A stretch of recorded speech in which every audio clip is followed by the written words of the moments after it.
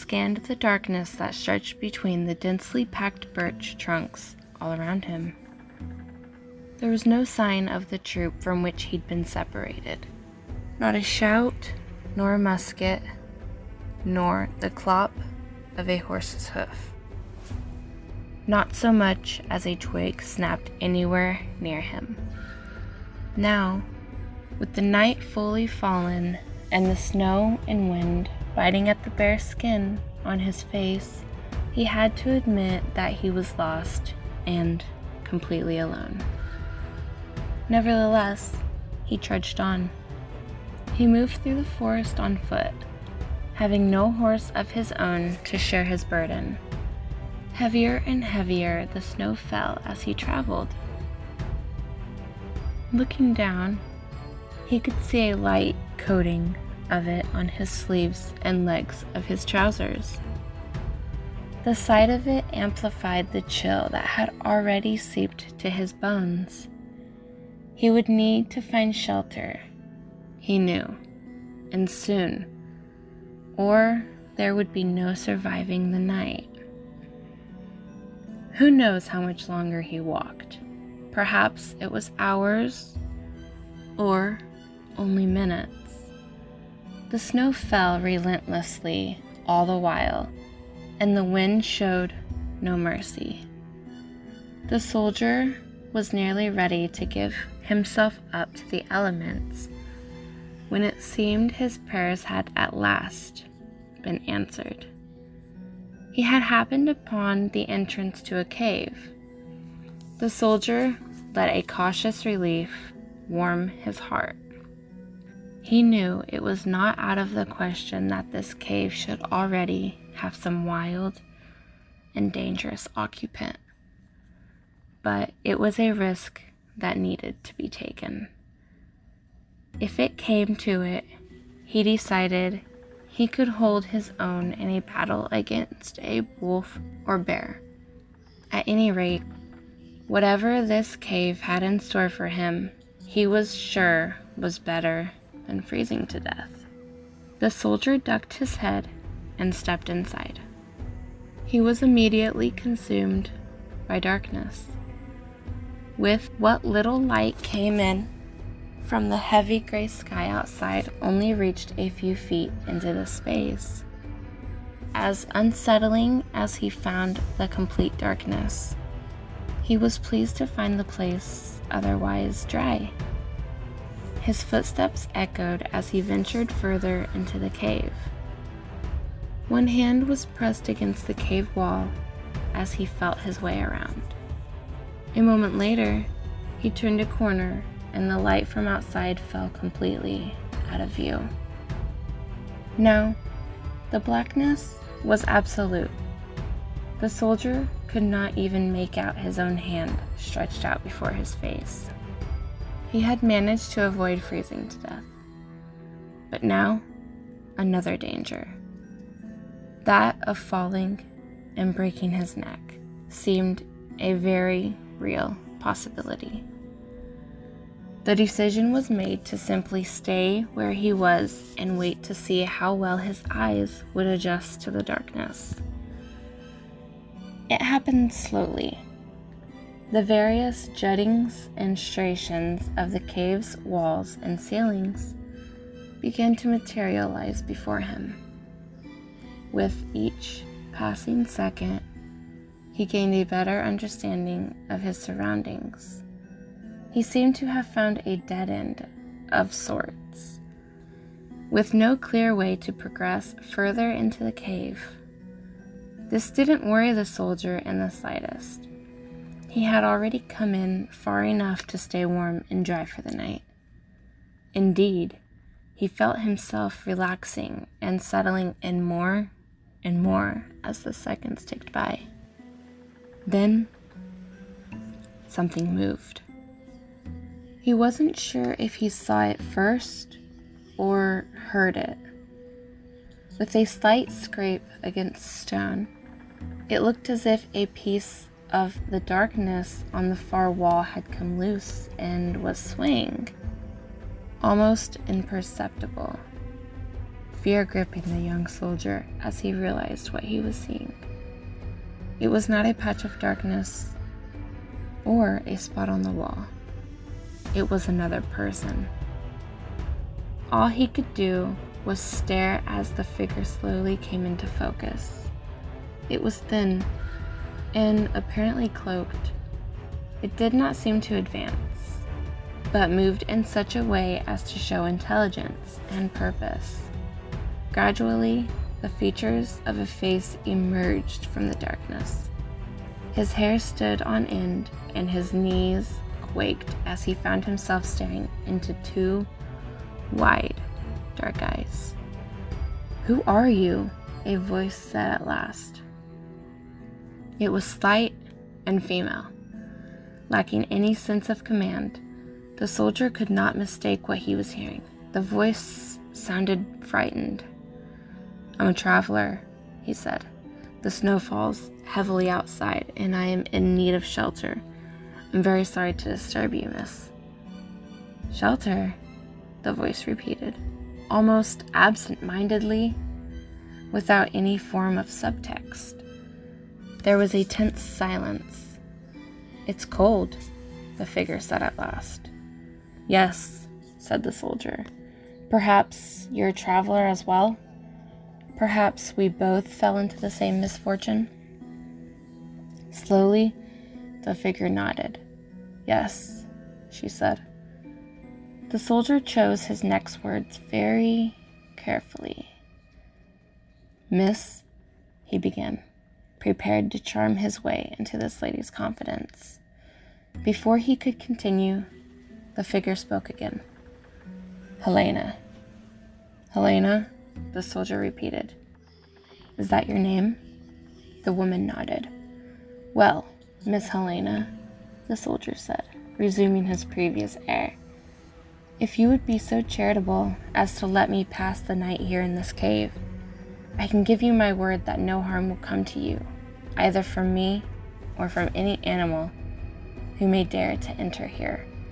I assure you, I am armed and well skilled in handling of beasts." For a moment, the woman was silent. "What's your name?" she asked at last.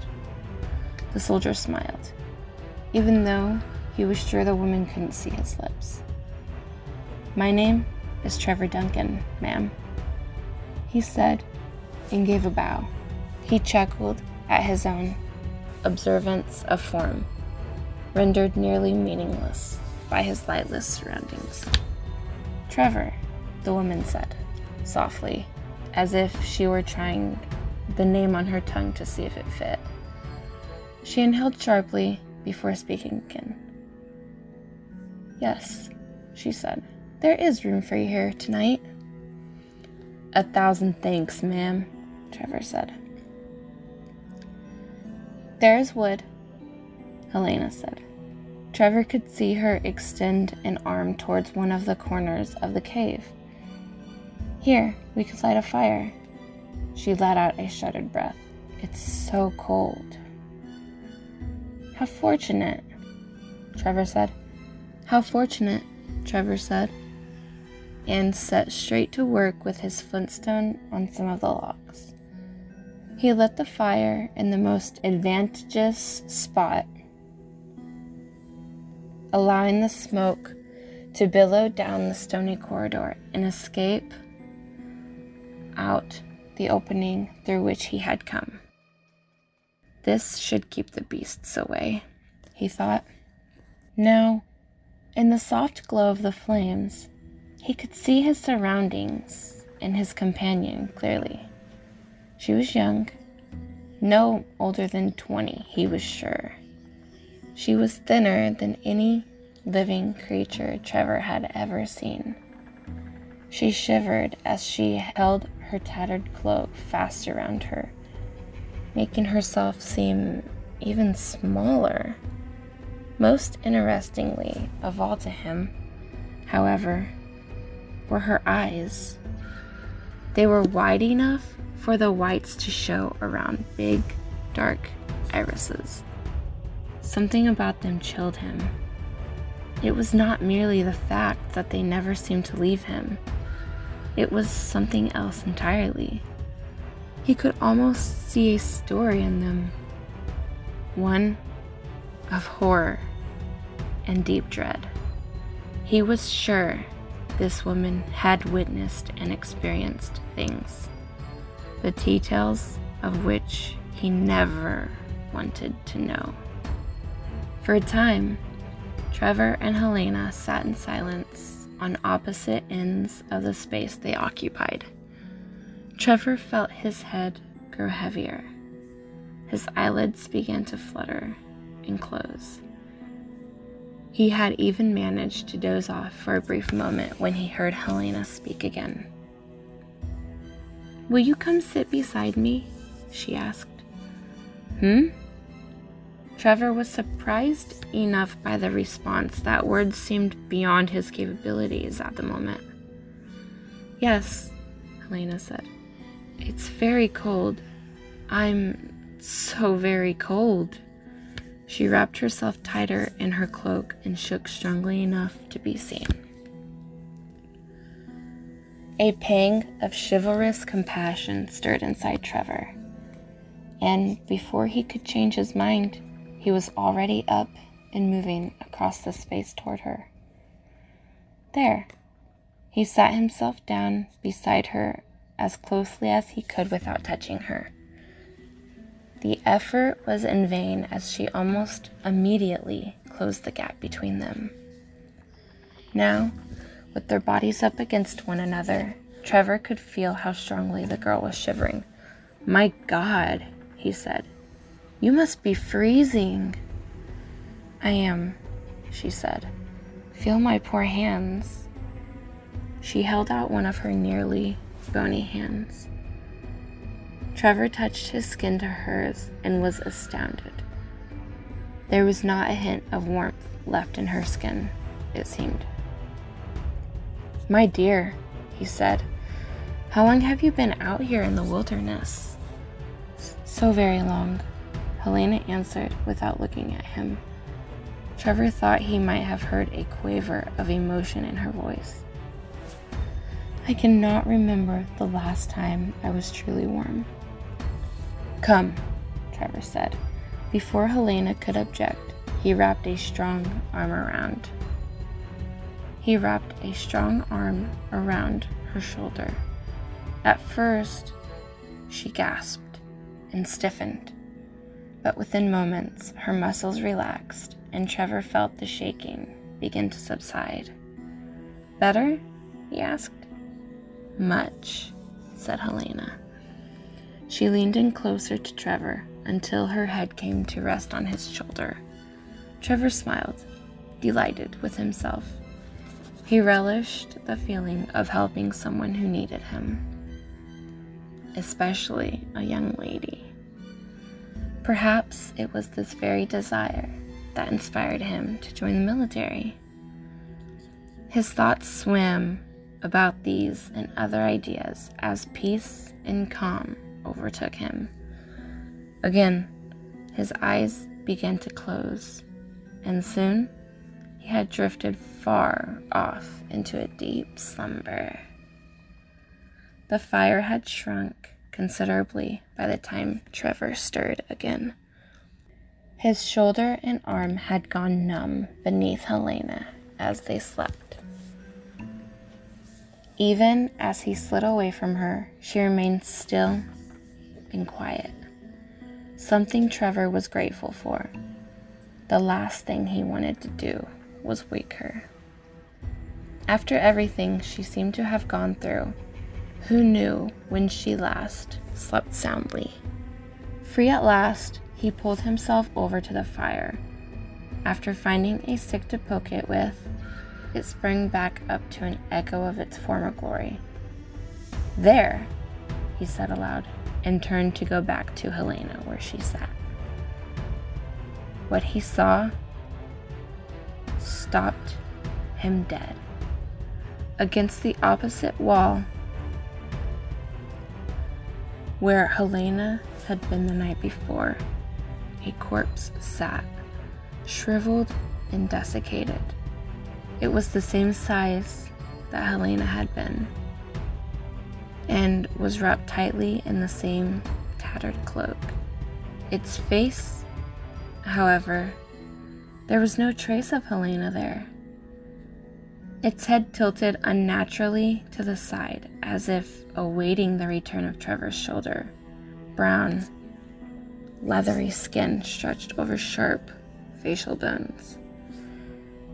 The corpse's mouth hung open gruesomely, and where the eyes should have been were two black, gaping holes.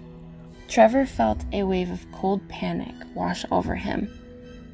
He was spurred into action, his eyes darting all across the space. Every shadow that danced in the firelight startled him. Tightening the knot in his chest more and more. None of them were Helena. Trevor wanted to rush about, call out to her, but he didn't. He couldn't. He asked himself, what good would it do? He turned back towards the only way he knew led out of this god-forsaken cave, hoping for footsteps, something else, anything to tell him that this had just been a joke, and that he hadn't just spent his night with. His eyes landed on the corpse once more. This time, revulsion got the better of him. He whirled back around and sped past the still burning fire towards the cave's entrance. The cold air he'd wanted so badly to avoid now felt like salvation. At last, he was out and still running. Light was just beginning to show in the east. Sharp flakes of snow pelted his cheeks and eyes.